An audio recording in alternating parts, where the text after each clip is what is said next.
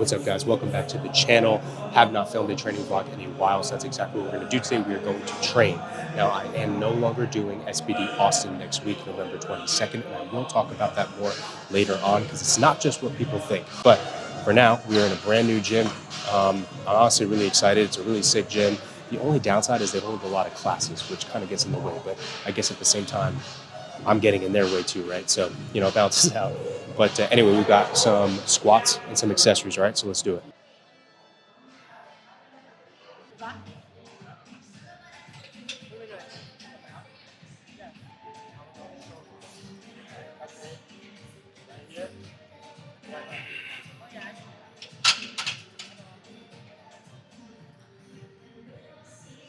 They have kilos here, which is pretty crazy. It's in the corner. I gotta show you guys.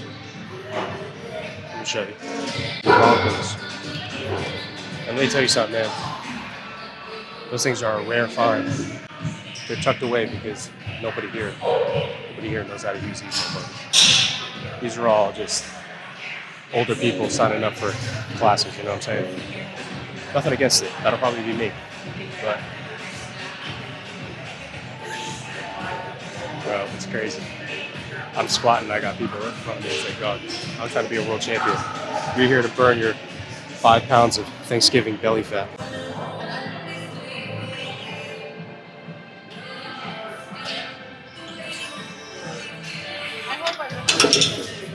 We have 495 on the bar. This is our last warm-up. Honestly, I feel pretty good, feel the best I have over the past few weeks. Granted, they are pound plates, so usually the pound plates tend to feel a little bit lighter up until about like 700 pounds, and then the whip takes over. But we'll take this, and then after this, we have, I think, a top set of 5 with like 240 kg, which is like 530 pounds, something like that. So it really shouldn't be crazy. But yeah, man, dude, like I like the setup of this gym. This doesn't do it justice, but we've got racks, we've got a track, there's turf over there, I'll show you guys in a little bit, and then we've got an entire like weight training section over here, which is dope, honestly, like I love that. The only thing, and I'm not trying to complain, the only thing that really pisses me off are the classes. They host a lot of classes, and they'll use these racks, and that gets in the way, honestly, and it's a massive pain in the ass. At the end of the day, we both pay to be here, so I'm not complaining. But from what I've been told, the membership is $230 a month, and there's tiers. The only tier that allows you to train like whenever you want, just open gym, is the highest tier, which is $230. So to me, it's like I'm gonna pay the highest tier just to be kind of displaced by, like, with all due respect, like people who can't even put. I don't even want to go there because it's not about that. It's just that, like, I don't know.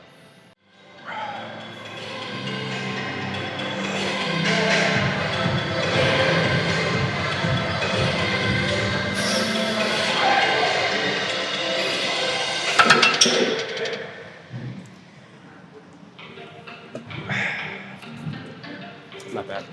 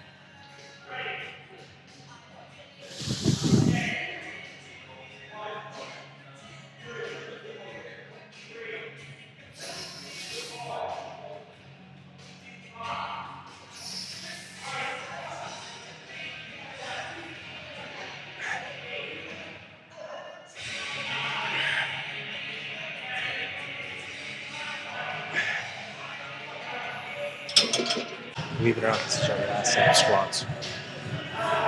Set of 5 to 475.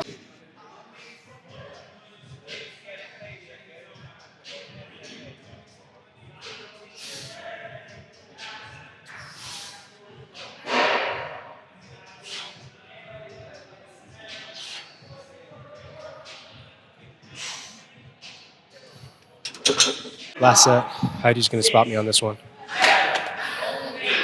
Keep your eyes on my legs, not hers, all right?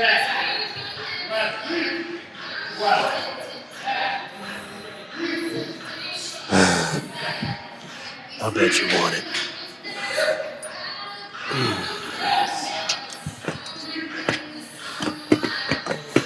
All right, guys. Ready?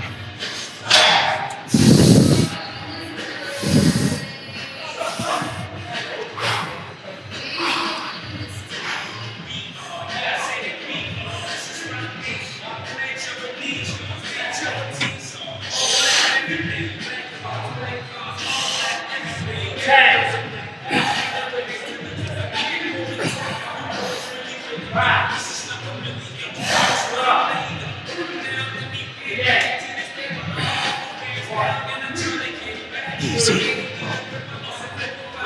Easy. Easy. Easy.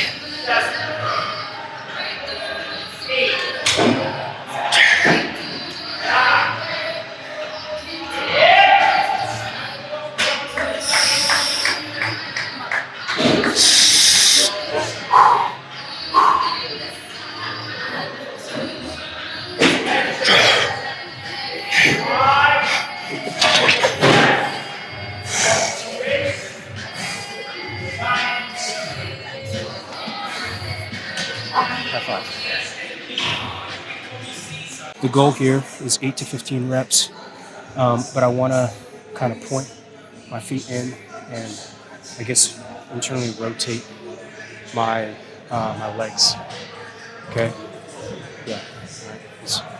Here we go. Can't give away too much of the secrets.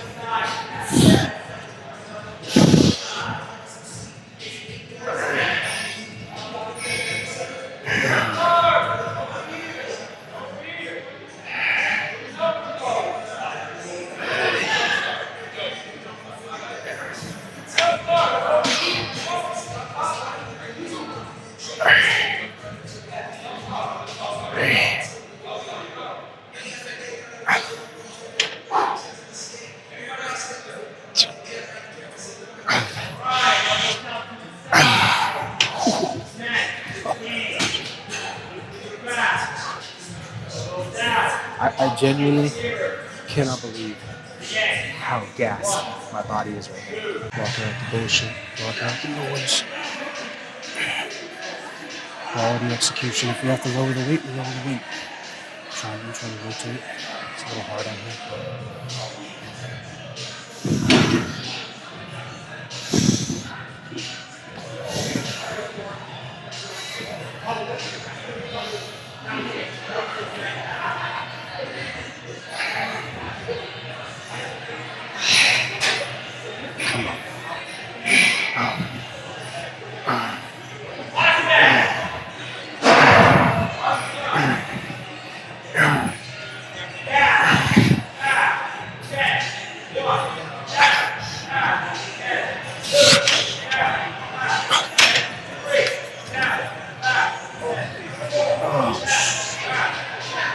The session is done. We had a very, very quality session.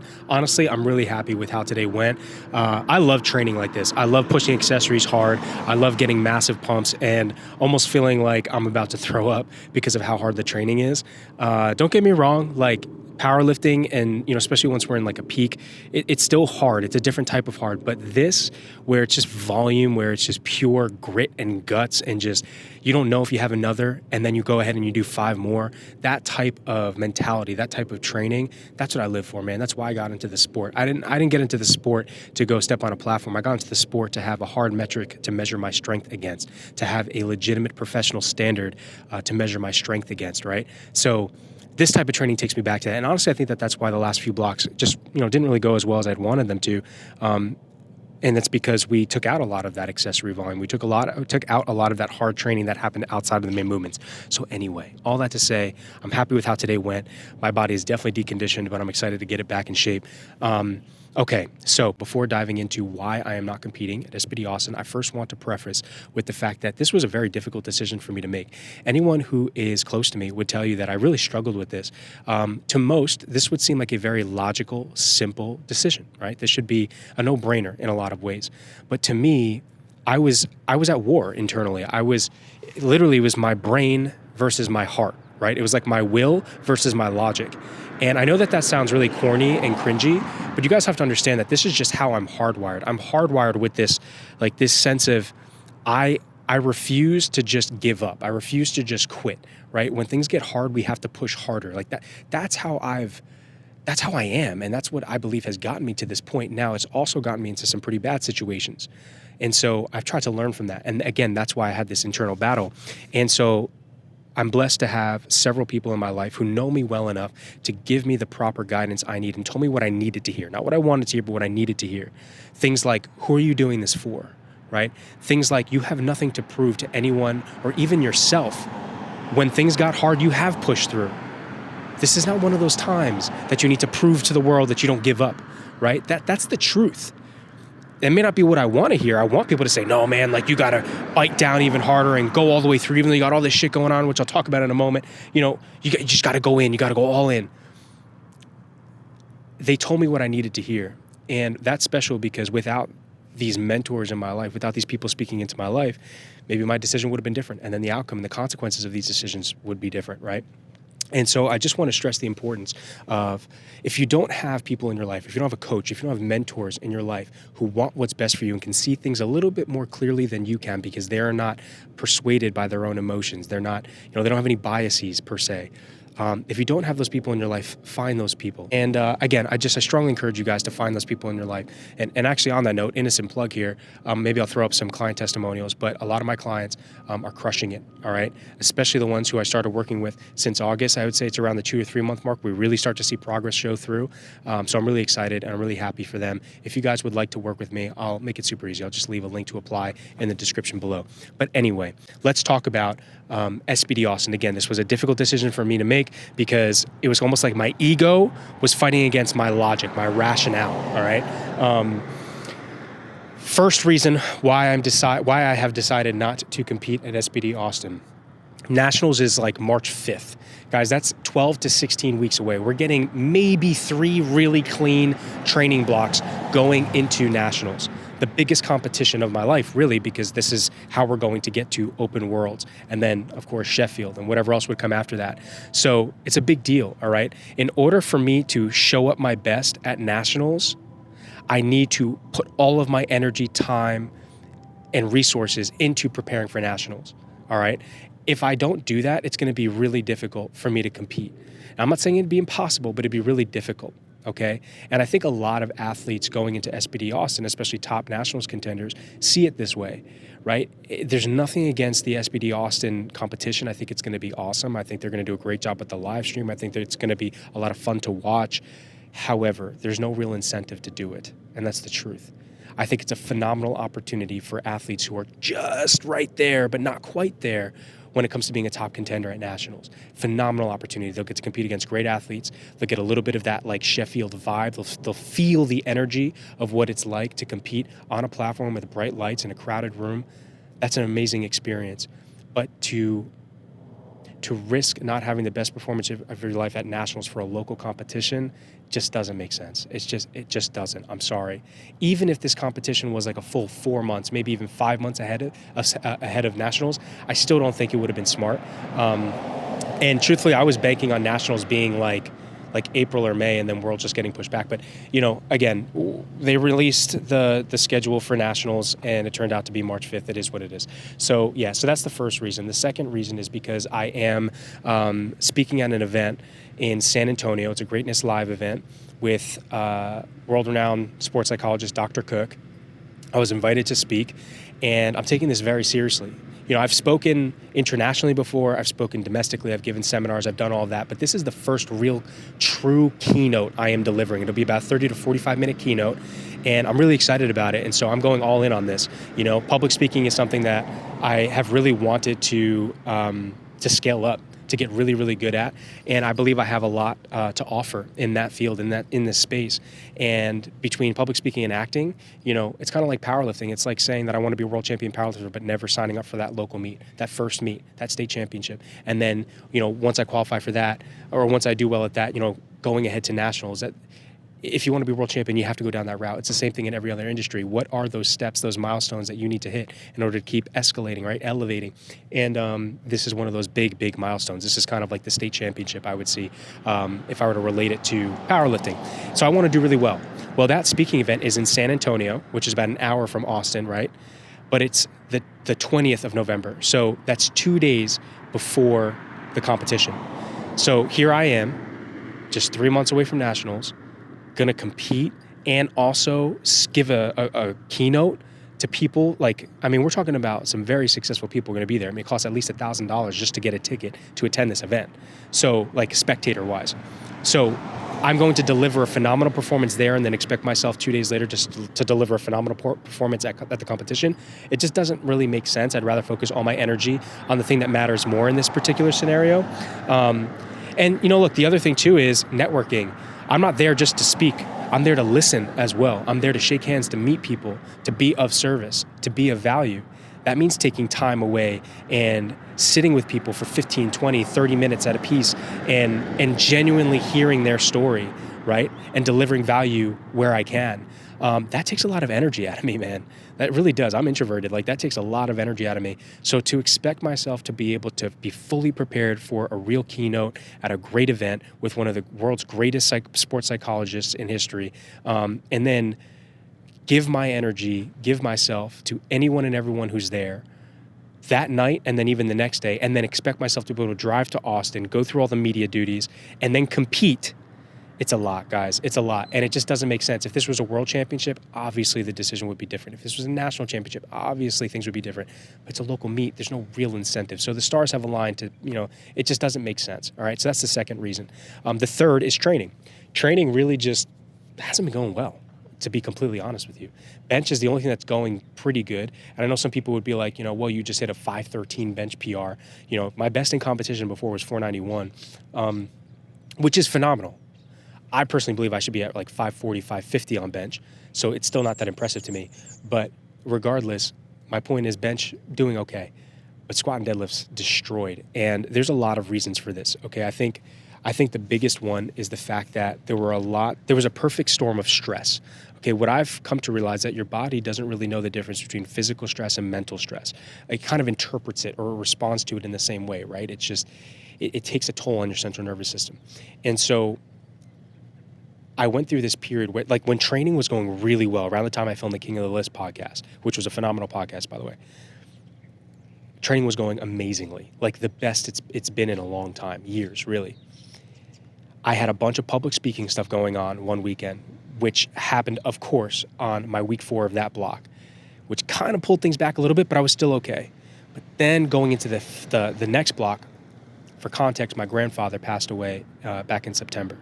And he was on hospice for about, I think it was maybe 2 months total, maybe a little bit longer, or maybe less, I forget. But let's call it 1 to 2 months he was on hospice in our house. Now, by the grace of God, we had the ability to have him in the house and on hospice. So he got to be around family. We got to make sure the aides were, attentive and stuff like that. I mean, there were times when he fell and I had to pick him back up, and it was hard. It was hard on my family. It was hard on everyone. But I mean, what a blessing it is to be able to support your family member, especially your grandfather, no less, in his final days.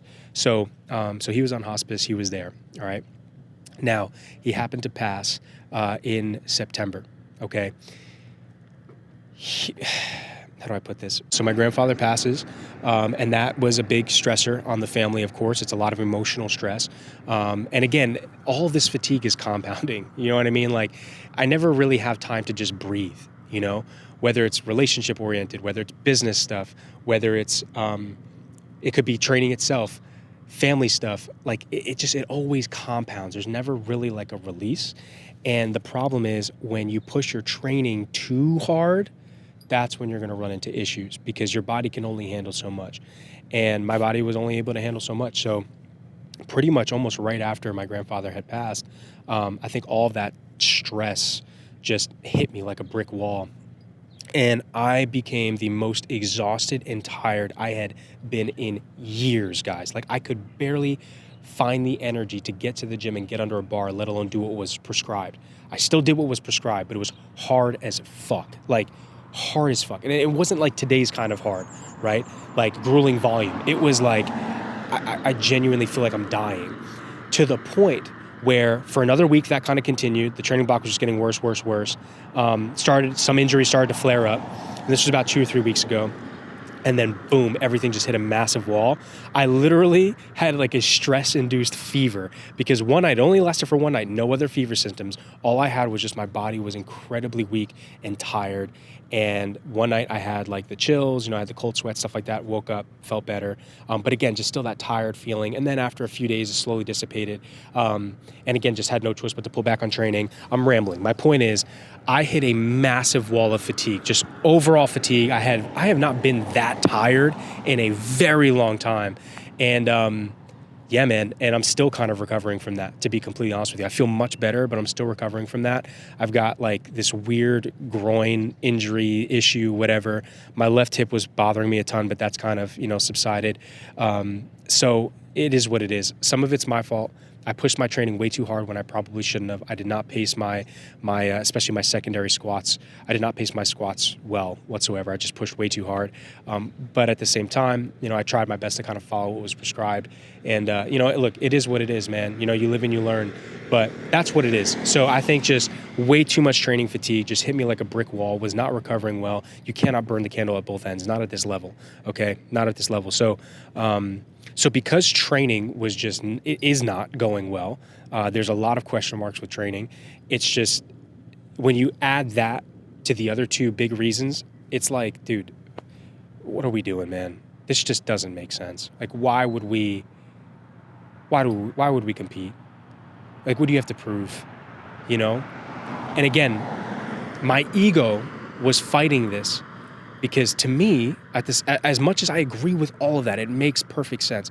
As much as I agree with all of that, at the same time, if you don't stand for something, you'll fall for anything. And so I stand on this principle of, try to finish what you start. If you committed, if you signed up for it, do it. Show up injured, show up. And that's, the thing is, I still stand by that.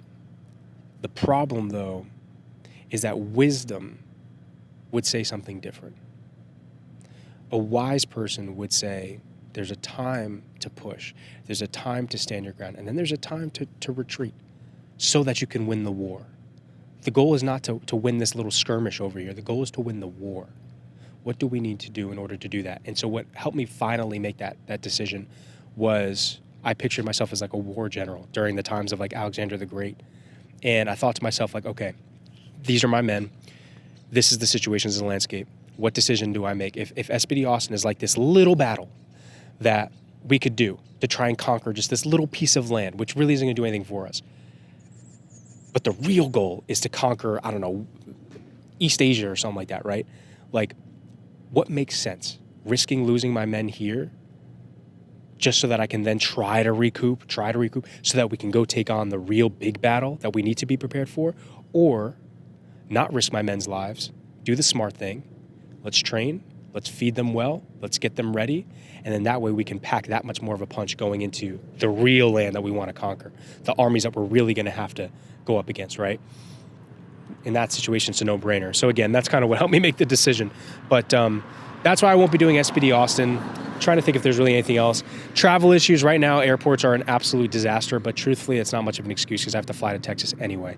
So that's basically it. And I'll wrap up with this. There will always be tension for people who want to be great, because there's always going to be this gap of where you are and where you could be, right? Because as someone who knows they were born to be great, you'll always see that gap, and you'll never truly reach the destination. So the reward for pursuing greatness is not peace, it's purpose, okay? My wish for you is that you truly understand you were born to be great, period. And I truly stand by that. Each and every one of us was born to be great. But you have to believe that. You have to go all in on that. So, yeah. I'm excited for nationals. I think everyone's going to show up really strong. I'm expecting 950 to be the total that has to win. So, and I think it's about fucking time. Like, we're 93s, man. We've got 83s totaling 900 when 10 times body weight is 830. True 10 times body weight is 830. True 10 times body weight at 93 is 930. The fact that we have not blown past that yet is insulting. It's insulting. It's time. It's time. 1,000 kilos at 93 has to happen. And I would love to be the one to do it. I mean, what's the difference between 1,000 kilos at 93 and 900 at 83? Same fucking thing. So, why not? Why not me? You know what I mean? So I'm 100% hungry. I'm starving, really, to win nationals and win worlds. And I'm very excited. And we have to uphold the standard. It's that simple. So lots of things that I'm working on in training to make sure that we uphold this standard moving forward. Yeah, I appreciate everyone tuning in, and more videos will be on the way. So, all right, guys, I'll talk to you later. Peace.